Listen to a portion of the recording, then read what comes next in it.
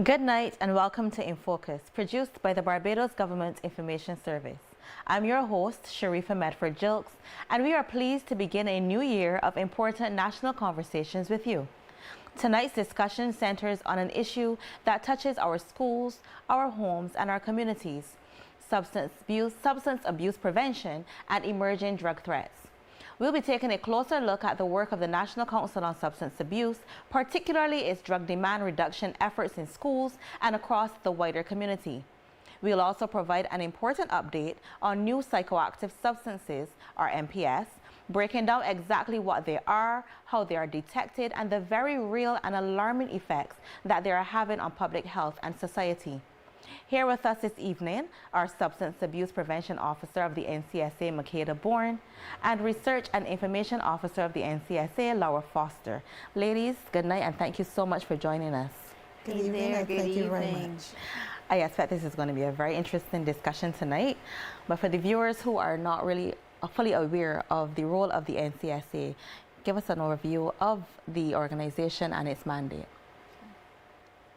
Okay, so as said, we are from the National Council on Substance Abuse. We were established by the NCSA in 1995.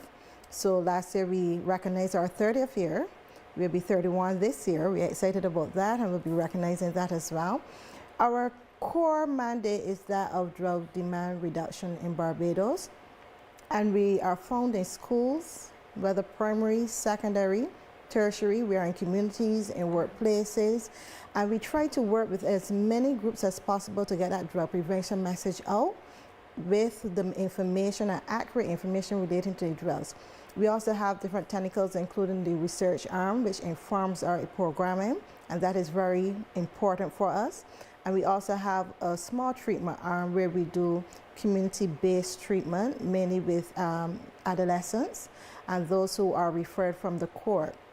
So although we are small in number, we try to get around the island and do as much work. So in addition to the work we do locally, we also do a lot of work regionally with our partners. Internationally, we are part of different organizations that we follow and we get information from as well, so that we can be informed of what is happening around the world, around the region, and look out for different trends, which we'll speak about some later on, that we are seeing. And just to be that authority in Barbados as it relates to drug demand reduction is what we are focusing on doing. Okay. We're going to dive right in. I read the situational assessment that was conducted by the NCSA. It had some very interesting information. Laura, can you give us these more details on that, these findings from that report? Sure. So what we know in Barbados is that traditionally we see common substances like marijuana and cocaine, alcohol. Those are the ones that dominate. But we've started to see what we like to call a slow evolution of our drug situation. So it's starting to diversify, and we're starting to see more synthetic, so man-made substances, also substances that would be categorized as new psychoactive substances. Those are starting to pop up. We started to see that shift maybe over the last 10 years or so. And because of that evidence that we had, we were invited to be part of a small 4-country study that was being sponsored by the Inter-American Drug Abuse Control Commission. And we seized that opportunity because it really gave us the chance to learn more. We were only beginning to scratch the surface with what we were seeing in our statistics.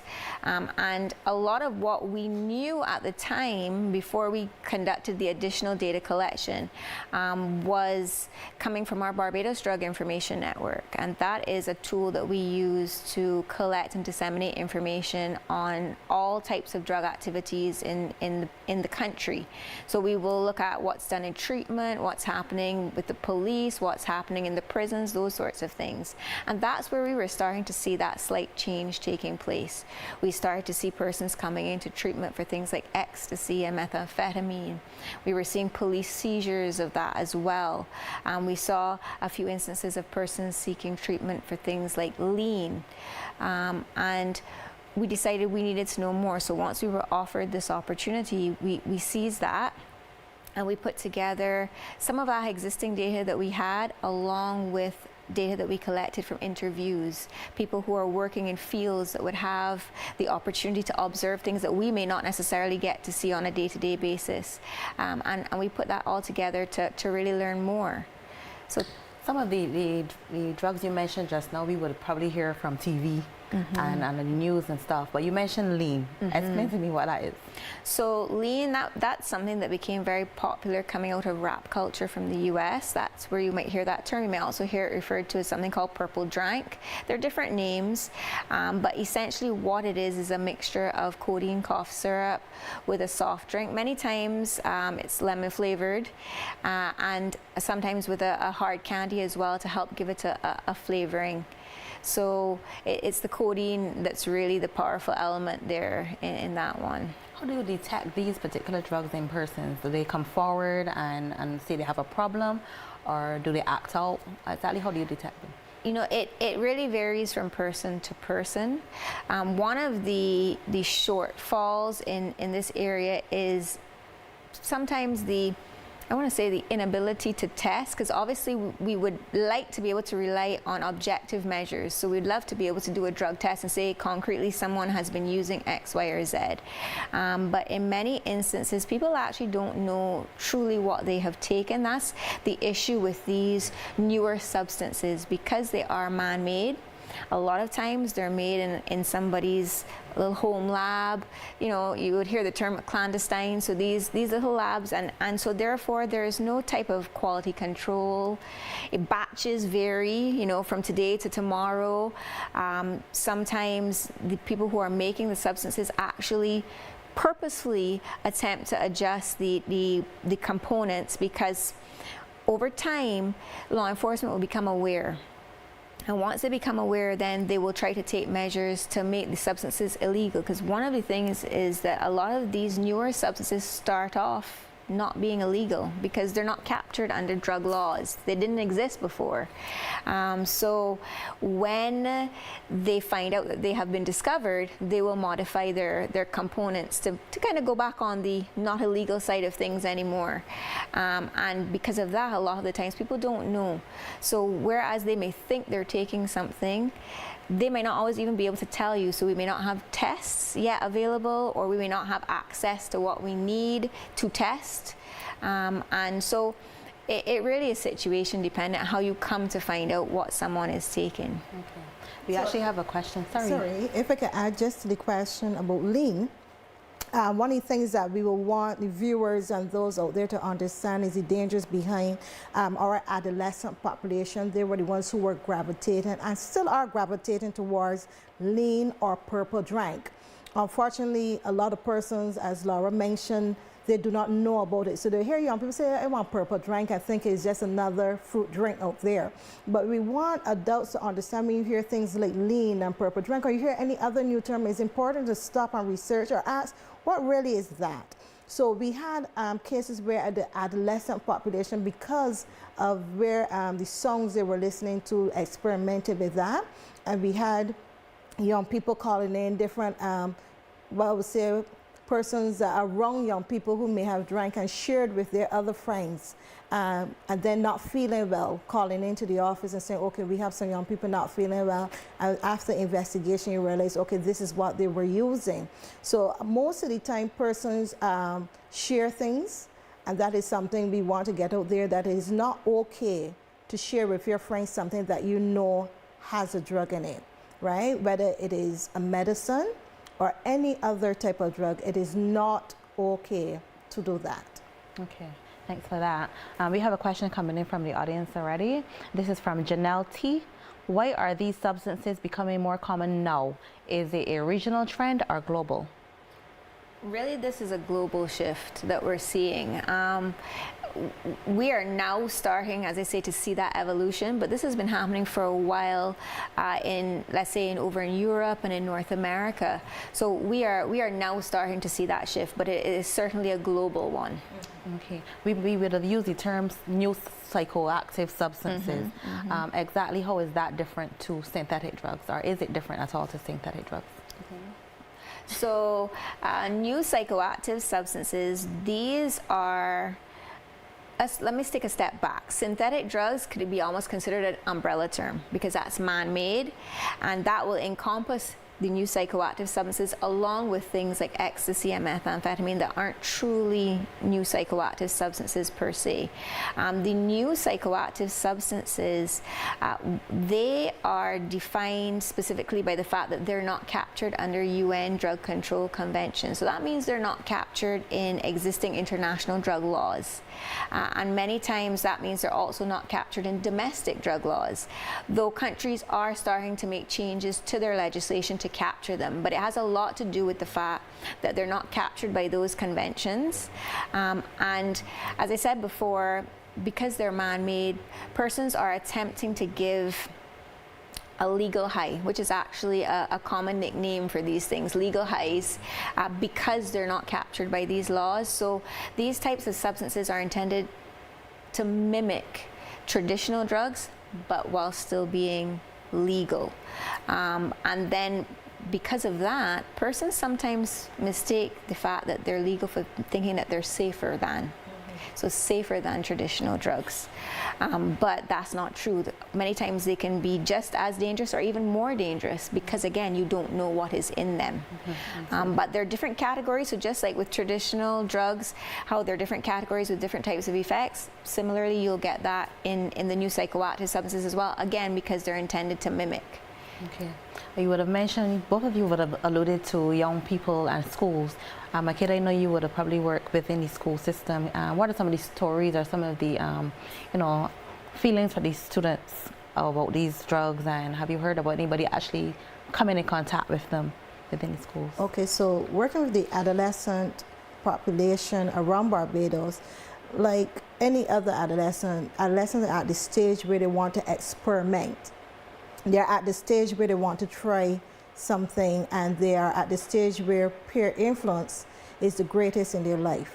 With that combination, you will find, depending their source of friends and family, that young persons then can be introduced to various drugs. These can include alcohol. That is our #1 choice of drug in Barbados. And that is the one that is introduced, according to our research, by family members, because family members are the ones that would put some in the tea so you could go sleep as a baby, drink some for the worms, we like to say in Barbados, and not recognizing you're introducing that young person to alcohol at an early age, which will build their tolerance, meaning then they'll be able to handle more drinks the older they get, but still doing a devastating effect on their organs, on their brain and their body and so forth. And you have young people who drink alcohol and go to school. So they might be what you call a functioning drunk. And that is of concern as well. You may have a young person who, again, another category of drug where there's cannabis, and they're introduced by friends and family members to cannabis. And then again, they're using the drug before they go and they do any type of activity.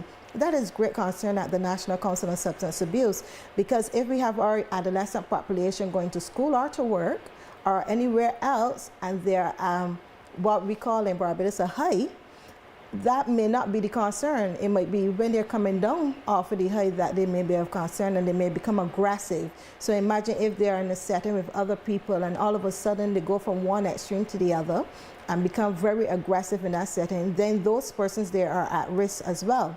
You may have the other type of user who may use the drug, the cannabis, but might be quiet all day, but still not taking in any information. So their lives are being affected in many ways.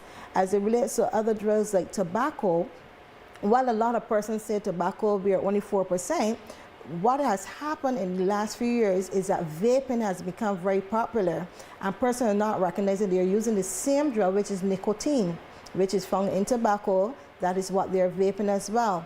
So if you're vaping nicotine juice, as they like to call it, or some persons choose to vape the THC as well, or the combination, again, that is something they're gravitated to. Why? Because of the flavors. So it tastes like strawberry or coconut or banana, so it has to be safe. No, it is not. You are being tricked into taking something that is doing a number of harmful effects on your throat.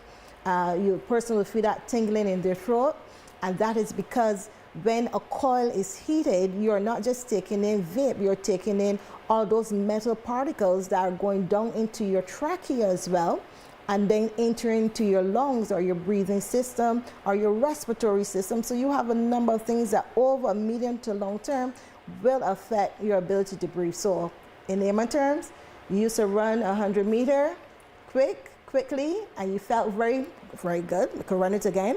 But then now you find you're vaping and you cannot even run 50 meters. Your respiratory system is being compromised by vaping, the nicotine, and the other chemicals, and the combination of what is happening when persons choose to vape. So those are just 3 of the many drugs that we might see that are out there that persons need to know they are not safe because it tastes good, or it's not safe because other people are choosing to use it. Okay, thank you. We have another question coming in from the audience. This is from Rob H.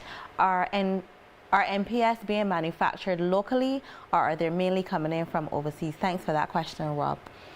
So our study showed that for the most part, the substances are coming in from North America. And again, a lot of what we're seeing, because as I said before, I like the term synthetic drugs more than NPS, because again, a lot of what is happening in terms of the changes in our drug situation involves ecstasy and methamphetamine, which aren't traditionally NPS, though we also have had confirmed instances of synthetic cannabinoids, so synthetic cannabis, which is an NPS. We've had that. We actually had an alert issued by our early warning system for that. And more recently, we have had an alert issued for semi-synthetic cannabinoids.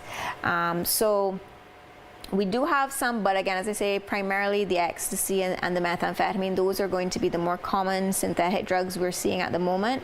But all of that to say, they're definitely coming from overseas. That's what our research is suggesting, with North America being a popular source market. I noted that the report mentioned crystal meth as well. That was a little scary, seeing that they're knowing that they had how many cases did they have in Barbados? They're very small in number, but still, as you say, because of the dangers posed by substances like that, one is too many.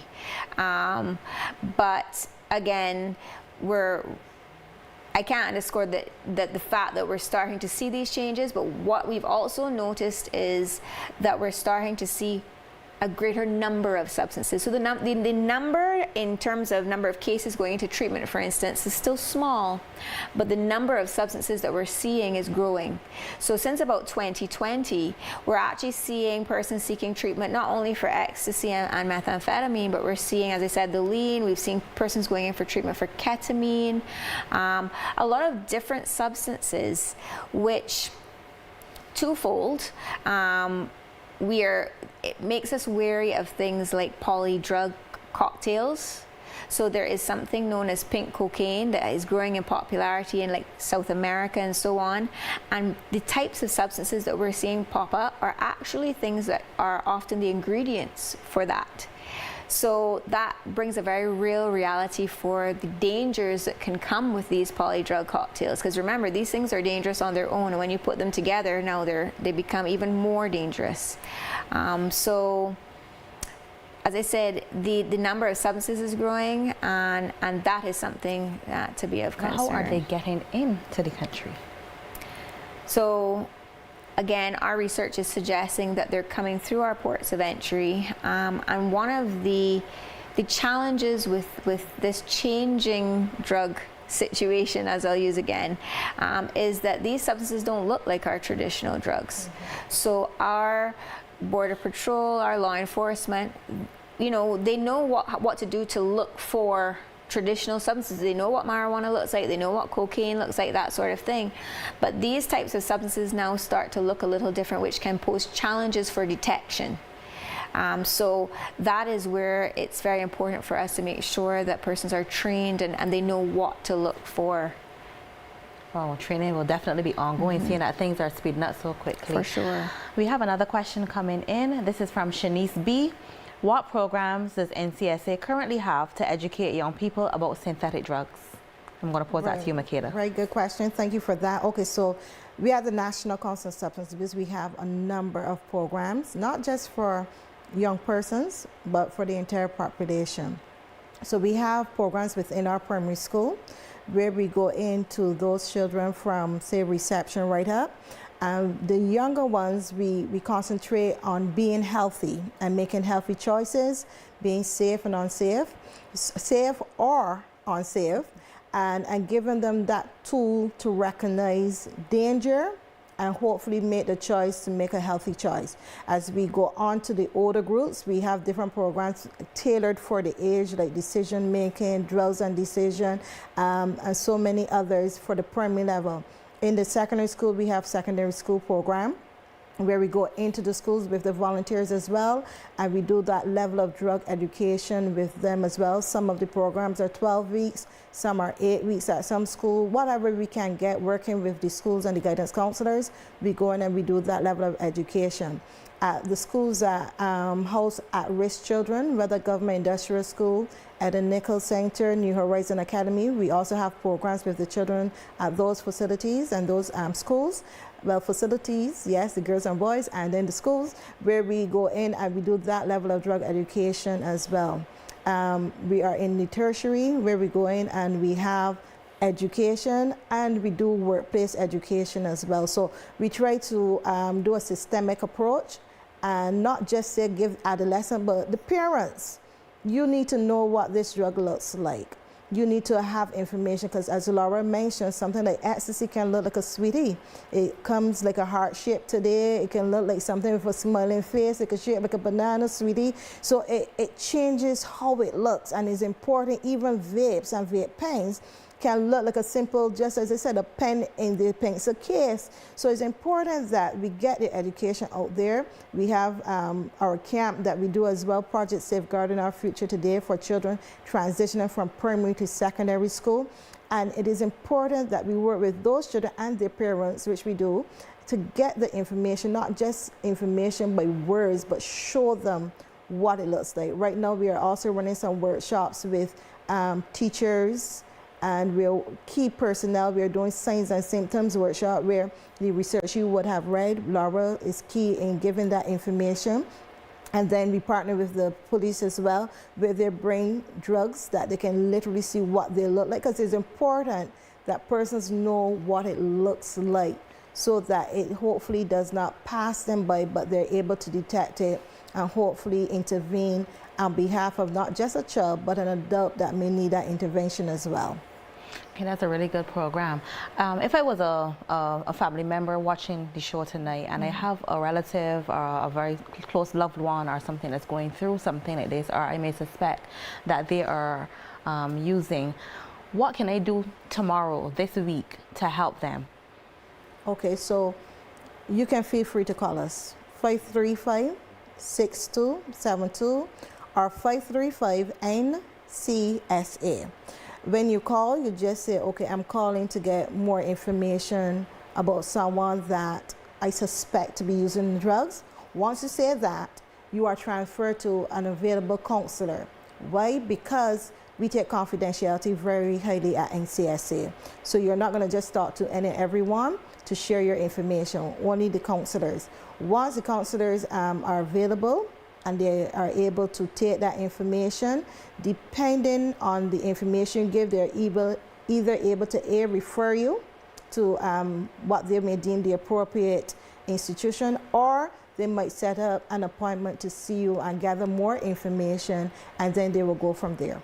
Okay, great. Thank you so much for that. We'll make sure to put the number in our comments for you to contact the NCSA if you have any questions or concerns.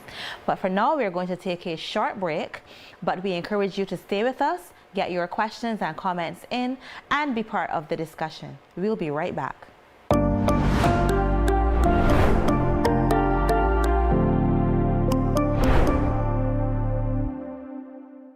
Skip the line, stay inside, and pay the easy way online with the Pace Digital mobile app. Now you can pay for your renewed license, police certificate of character, and more via the EasyPay Plus platform with the Pace Digital mobile app. Log into EasyPay Plus, select the service, and confirm. Select the Pace Digital mobile app payment icon for your QR code. Open your Pace Digital mobile app and select the Pace Digital Pay tab. Scan the QR code and confirm your payment. Visit us online to learn more. Don't have the Pace Digital mobile app? Download it today. Attention citizens, if you notice any unusual insects or animals on imported fruits, vegetables, or plants, do not turn a blind eye. These strange organisms may be invasive species, threats that can wreak havoc on our farms, ecosystems, and jeopardize our local food supply. Early detection and swift reporting are our best defenses against the spread of potentially dangerous pests and diseases. Contact the Ministry of Agriculture, Food and Nutritional Security at 535-5100. Email to hotline@agriculture.gov.bb or WhatsApp a picture to 832-2445. Protect our agriculture, because a healthy Barbados begins with you.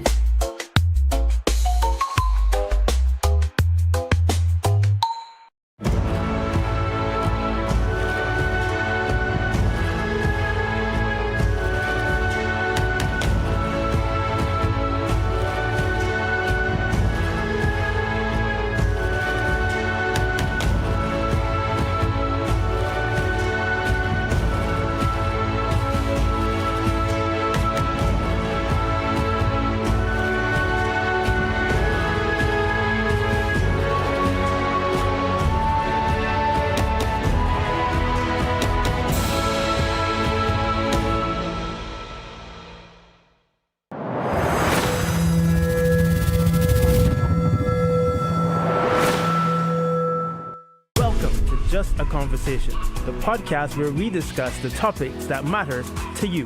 From real stories to real talk, we dive into everything. No filters, no fluff. We're talking about the issues you actually care about. Finance, mental health, sports, entertainment, and so much more. It's not just talk. It's conversations that bring us together, challenge us, and keep it real. Don't have time to watch? No problem. Just turn on the video while you're cooking and we'll keep you company.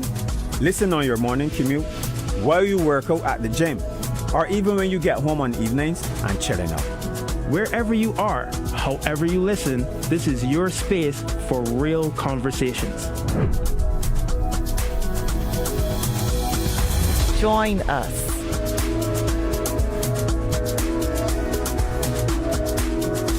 Join us.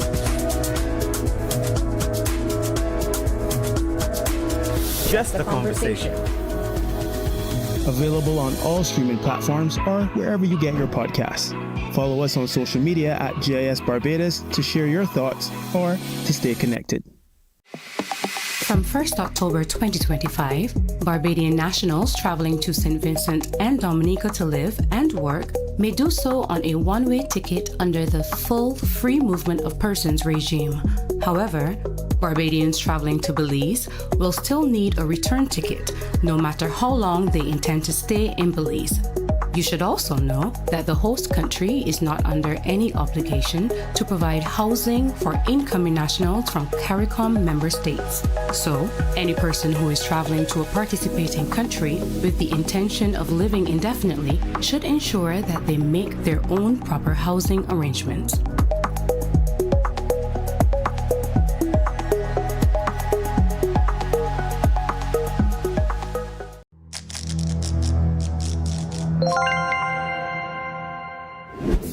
We often believe that if we go to a further location to get an item that is cheaper by a few cents or $1, then you have actually saved money on that item. That is correct. But unfortunately, the distance that you've traveled that is further away from the more expensive item may actually be extra money that is spent, may exceed the money you're saving. So it may actually be better for you to buy an item that is $1 more expensive that is near to you than driving and spending an extra $15 just to save $1.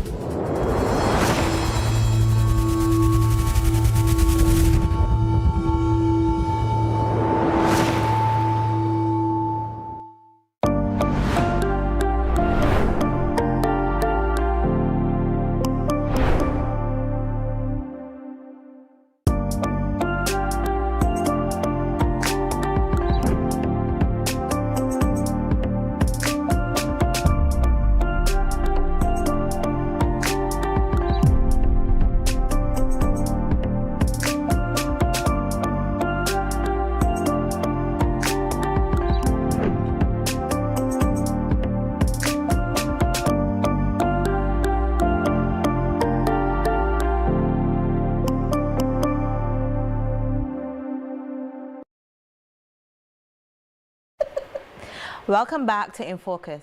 Before the break, we examined the NCSA's prevention and outreach initiatives and began unpacking the growing concerns surrounding new psychoactive substances. In this segment, we'll hear more about what parents, educators, and communities need to know right now. Before we go to the audience's questions, we would have spoken a lot about our young persons being involved and using these synthetic drugs and new psychoactive drugs. However, I'm sure there are more persons out here using. Where are we seeing these drugs? So you're correct. Our research showed us that pretty much anyone can be using these substances, but it really is among our younger population. And when I say younger, like our young adults, it's quite popular within that age group. Again, using popular loosely because it's still quite marginal compared to our traditional substances, but it's going to be more in that type of age range predominantly is where you would tend to find it based on our interviews with our key informants. Okay, great. Okay, we're going to get into our questions from our audience. The first question from Happy Wander. What should someone do if they suspect a family member is using synthetic drugs? Where can they get help? I think we would have addressed this right before the break. However, to reinforce the numbers, email. Yes. So if someone suspects a loved one of using any drug at all, it is important that you get the information. So feel free to call us at 535-6272 because sometimes other behaviors can mimic if a person is using a drug as well. So we want to rule out some things and make sure, probably get the person tested for drugs, things like that, depending on the age group. We will need the parents' permission. Other than that, adults, they will have to come in on their own and we will work with them. If the adult does not want to come in, parents and loved ones can come and get information as well. And we can give them the information to help them to help that person either find out if they're on a drug or if they do admit to using a drug, how they can get help and which location would be the best place to go for that help depending where they are in terms of their drug use. And what I mean by that, some people might be experimenting, meaning that person might now start to use a drug and they're not yet addicted to it. Well, on the other side of the continuum, you may have someone who cannot function unless they have that drug. So that person on that end of the continuum may need more of a residential treatment, while the person who's still at the experimental stage may be able to get that assistance within the community. Can it be a challenge, though, for persons who don't necessarily admit that they have a problem or that, they're going down the wrong path? Of course. So we follow something known as the Prochaska et al. Model, which lets us know when you're dealing with drug abuse, first of all, it is a disease. So we have to treat it like how you would treat diabetes or hypertension or any other disease that you may know of, right? So just telling a person stop drinking or stop using a particular drug is not enough. So persons may start on that model. It tells us they start with denial. I'm not using a drug, or I'm using and I'm happy. So if they're at that stage, this is where we want to give them information so that they know, okay, this is a drug you're using and this is additional information you may not know. So while it may be making you happy in the moment, this is actually what the drug is doing to your body.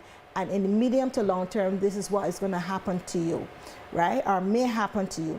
Hopefully giving them the information will help them move to the place where they start to contemplate or pre-contemplate, hey, something might be wrong with what I'm doing and it is impacting my family in a negative way and I might need help. Once they get to that stage, then we can give them then that information to say, this is where you can get help. So now they're at the contemplation stage. They're saying, yes, I need help. Where can I get help? And then we move them into the action phase where now treatment happens. After that, we give them the tools to hopefully maintain not using a drug. I also want to get out there when it's treatment as well, relapse is built into this treatment model. A lot of persons believe because someone went for help, got clean as we call it, and then they may use a drug again, that they just kick them to the curb or, oh, they didn't really want help. But it's not true. Substance abuse addiction is something that may cause a person to relapse over and over again before they come to the place where the maintenance is a lifetime. And we have to be a source of support, whatever that may look like for the individual, when it comes to drug treatment for substance users. Okay, we have a question coming in from the audience.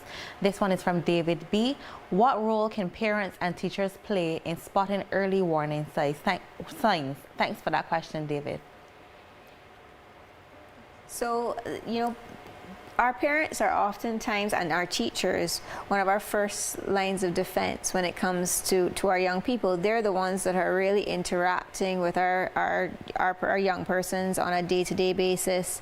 And so they should be the ones who more than likely are going to pick up certain changes. They're also going to be the ones who may have the opportunity to see the young people with things in their possession that may look a little strange. So as I think one of the key things Makeda said earlier was the importance of making our parents, making our teachers aware of what to look for the signs, the symptoms, what the substances may actually look like. That's why, as she said, when we do the signs and symptoms workshop, we bring in the drug kits with the police so they can have the opportunity to see those things. And I think the role is great for our parents and our teachers. The importance is making sure that they are aware of what to look for. And I think that sometimes we as parents and older persons, you know, we shy away from social media because, you know, it's changing so rapidly. But I think being aware of these things is part of being part of social media. You need to be on there to see what these children are doing, what the trends are, not only in Barbados or in the region, but globally. And you're correct, because actually there's a whole new avenue for research now, where there's actually the use of social media to gather data as well, because so much happens on these platforms, and that is where you will find persons talking about their experiences, what they've been experimenting with. It's good and it's bad in terms of research. It allows us to learn more, but it also opens other person's eyes to possibilities as well. So you're very right when you say parents need to monitor, teachers need to monitor, because they too then can learn about some of the new trends from social media as well. Okay, thanks for that answer. Okay, we have another question. This is from Parent Voice. What are the short-term and long-term health risks of using NPS? I'm going to add synthetic drugs to that question. Yes. So each drug varies. And as Laura said before, when we say synthetic drugs, that is umbrella for many drugs, right, that are man-made. So each of those drugs, when chosen to be used, can have different effects. So we put them in different categories. So for instance, we have something known as a stimulant group. Persons who choose to use that stimulant group of drugs, which can be, say like the ecstasy, which will make them feel energized in the moment of using it, can make a person feel like if they want to keep going, hence where they call it a party drug. So you want to go, but it causes dehydration. And one of the things persons do most of the time, because it's a party drug and they take it within a party or party atmosphere, is that they chase it then with alcohol. Alcohol is a depressant, meaning it makes your brain and body system go slower. So imagine you're taking something that says go fast and something that goes slow. And that in itself is competing in your nervous system, and hence why some persons' brains decide to slow down or shut down. So some people may block out, some people might be vomiting because their body is rejecting it in the moment. And one of the things that, since I'm on that note that I'll put out there, is that we find a lot of the young adult population, or the population too, they're mixing caffeinated drinks with alcohol. And they're calling this a seesaw effect. So you're feeling up and down because alcohol again makes your brain and body say slow down, while you have a caffeinated drink saying may go faster. And when you combine that, you're feeling up, then you're feeling down, you're feeling all cross. And for some people, they think that is a good feeling in the moment until they may see a video of themselves thereafter, because we're in a culture where people are vying to get the video instead of calling for emergency help, unfortunately. So that in itself can cause a person to block out. It can cause a person to have alcohol poisoning, because in the midst of their drinking, they are not realizing how much alcohol they're consuming within the 2 hours or within an hour, which your liver can only process really 1 drink to 2 drinks, depending your height and your mass, within an hour. So persons who are talking about, I want to drink a bottle or a case, they are really poisoning their body. So if persons, just to give you a short wrap up, as it relates to alcohol over a period of time, a person can cause their liver to medium to long term to cause cirrhosis of the liver, or the liver to be burnt out. They can cause stomach ulcer. They can cause, depending the type of alcoholic drink, diabetes over a long term of use. The short term would be what we define as drunk. So you know, a person who is trying to get home and they're what we call drunk stumbling and so forth, they can be a risk to themselves and to others. Worse yet, when persons are trying to drive or operate machinery, again causing themselves to be at risk and putting other person at risk. Now, I know Barbadians like to say, when a little sweet, the car get me home. But I want persons to recognize this thing of saying the car get me home and they park better.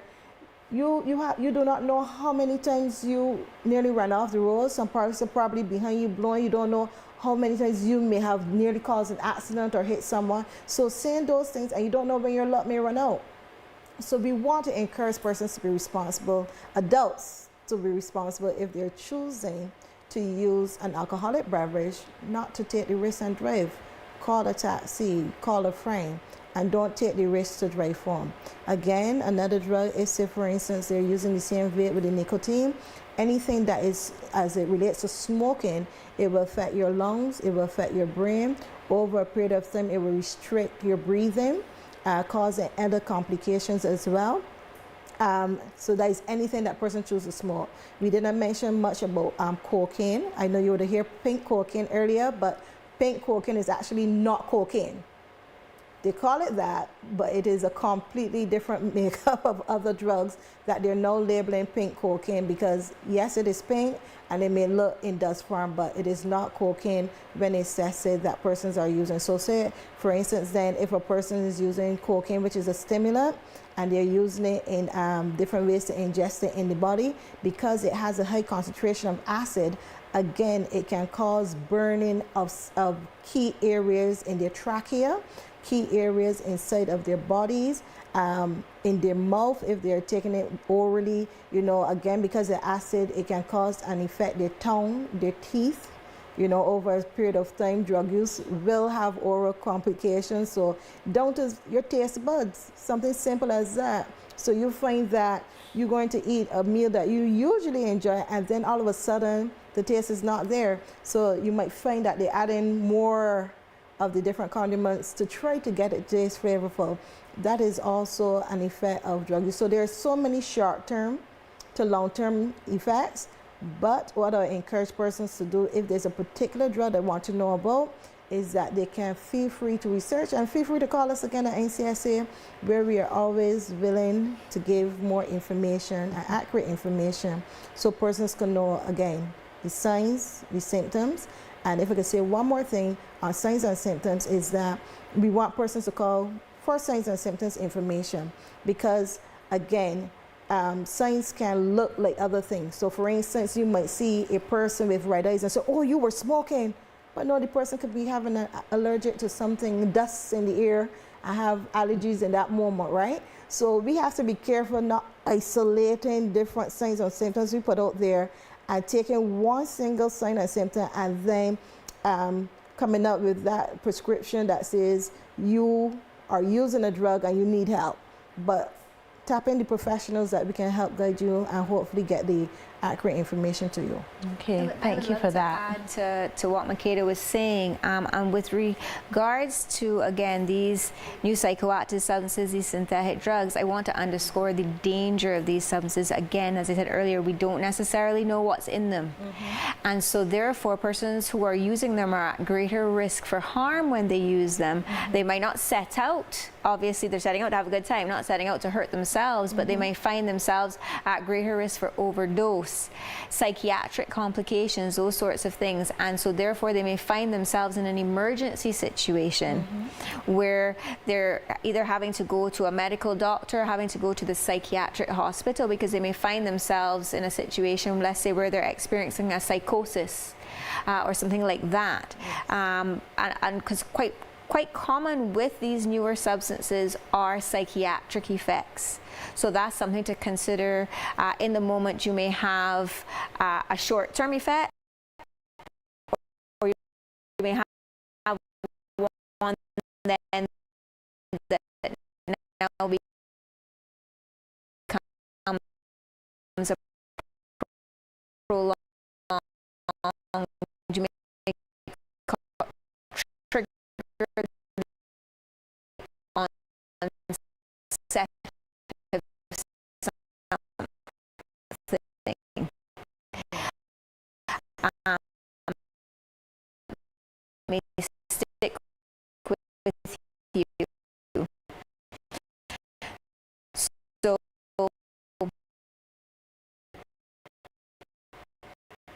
I just wanted to underscore that, because it's really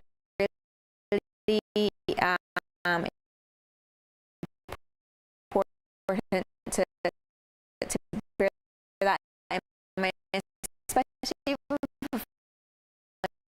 members who may observe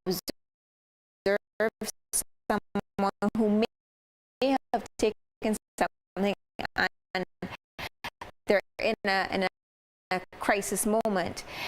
It's important to reach out to the health professionals if you're observing that. Okay, so key takeaway: drugs negatively impact your health. Yes. Okay, we have a question from the audience from True. Are we being reactive instead of proactive when it comes to synthetic drugs? What systems should already have been in place to prevent their emerge in Barbados in drug use practices? And the idea is, as the name says, early warning system, to have a rapid response. When we do our regular drug research, it takes time. It takes time to plan a study, gather the data, analyze it, and release a report. By then, it may be too late. But with our early warning system, we have key players on the ground. So persons who are working in the police, persons working in treatment, persons working in customs, who may encounter things in their line of work that are a red flag, and they can raise it to the attention of all of the other early warning system members, so we can start to look to see what's happening. And that is where we have been able to issue 3 alerts to date, which will help to raise the awareness of persons. But there are other things that we're going to need as time goes on. We need to continue to train our stakeholders so they know what to do in their line of work.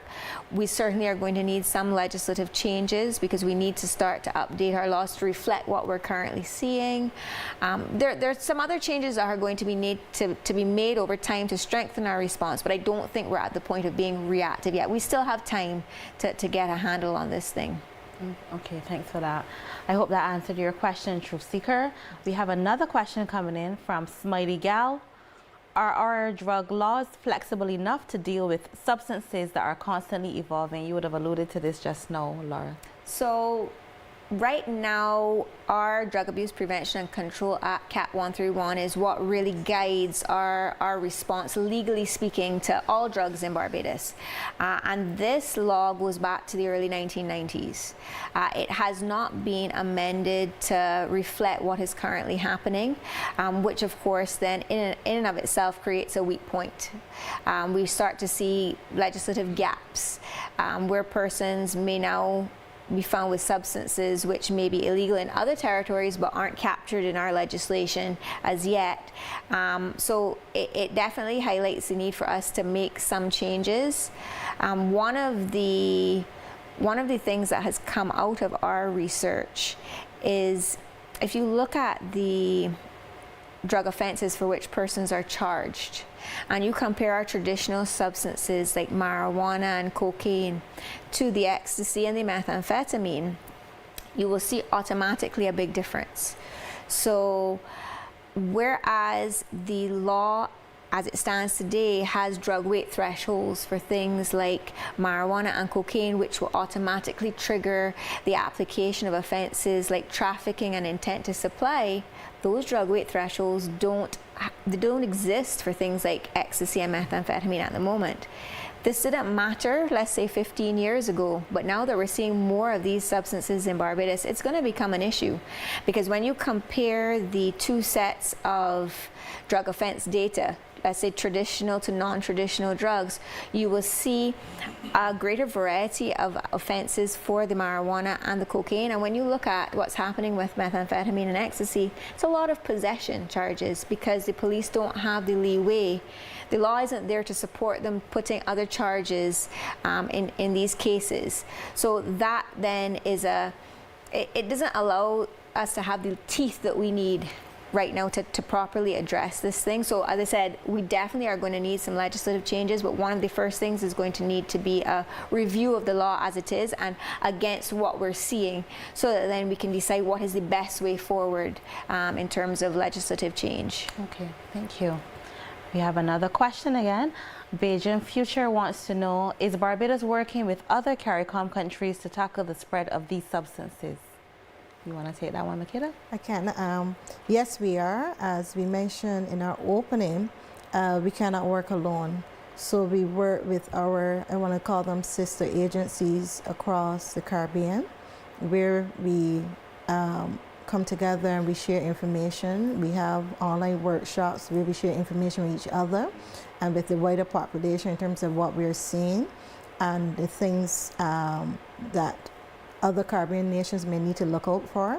We also work with CCAD as well, and they are a governing body out of the United States where they themselves bring together the countries from CARICOM and the OAS states and train, update, share information from managerial level right down to those who work in the field. So for instance, just a few weeks ago, we had training here in Barbados, first time with faith-based organizations where we brought together pastoral leaders and different faith-based leaders to train them of how to work with persons who may be suspected of using a substance or using a substance, or how to set up prevention programs. Eventually, that will be the outcome from that. So yes, we work with as many agencies locally, regionally, and internationally as we can, so that we can have the information that we need to help guide our practice. Okay. Before we move to the next question from the audience, Makeda would like to know, because as I said, you're on the ground, you're in the schools, you're in the communities.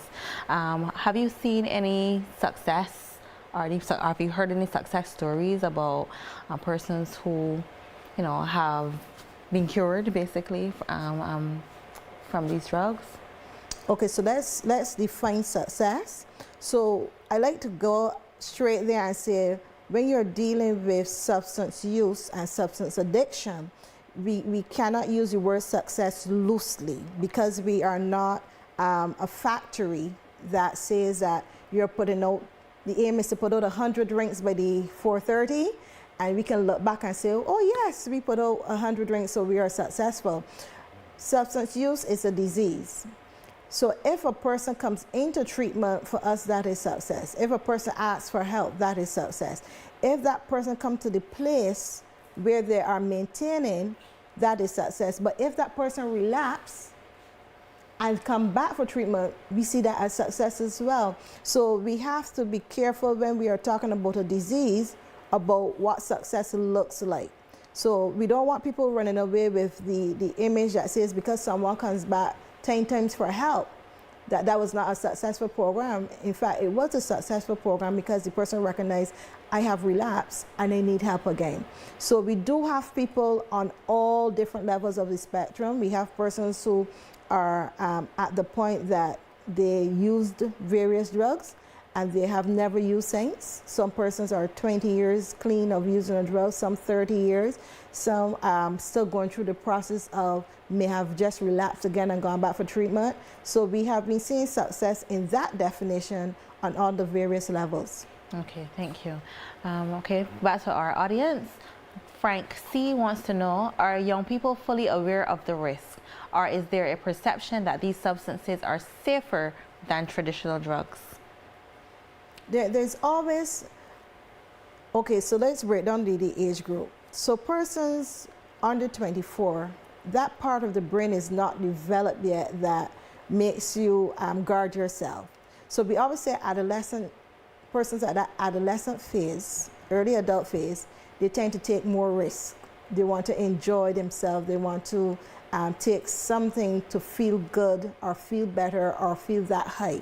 So for a young person, the term safety does not really come up. It is more of, okay, what is the trend? Depending the group they move with, they're willing to experiment. That's the word. They like to experiment with things.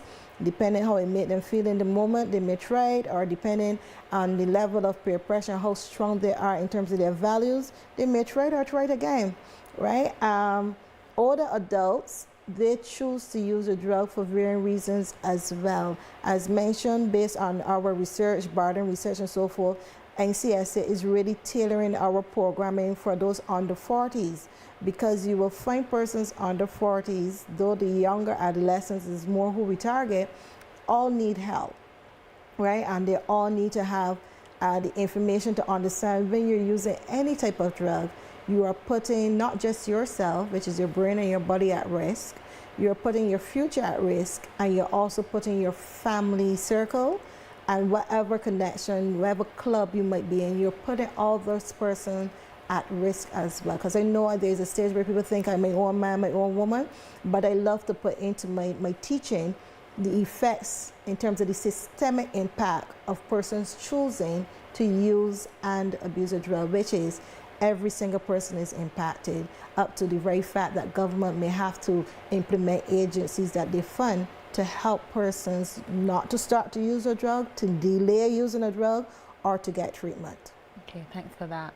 Well, we're coming on to the end, so I would like you both to give your final words to persons out here in the face of these emerging drugs that not only our young people, we're talking about everyone. Yes. So for me, I want to underscore the danger of these substances. And I say that, yes, all drugs are dangerous and can harm your body.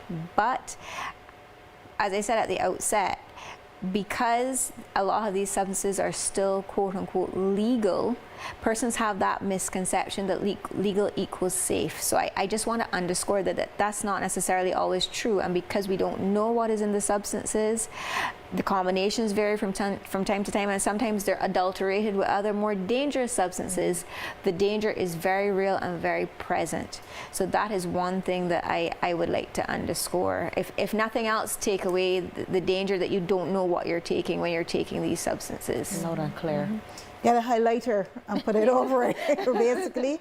I want to say not just the new psychoactive drugs, but all drug use pose a danger to you, the user, right? I know it may look like fun in the moment, but when you choose to put a substance in your body, you do not know the level of impact years to come that will have on you. So choose to be healthy, choose to be safe, choose to love yourself, love your family members by making the decisions that are best for you. Drink water, exercise, get some fresh air. We have some lovely beaches. Go to the beach, as a means to relax, as a means to detox yourself from whatever you may have put in today.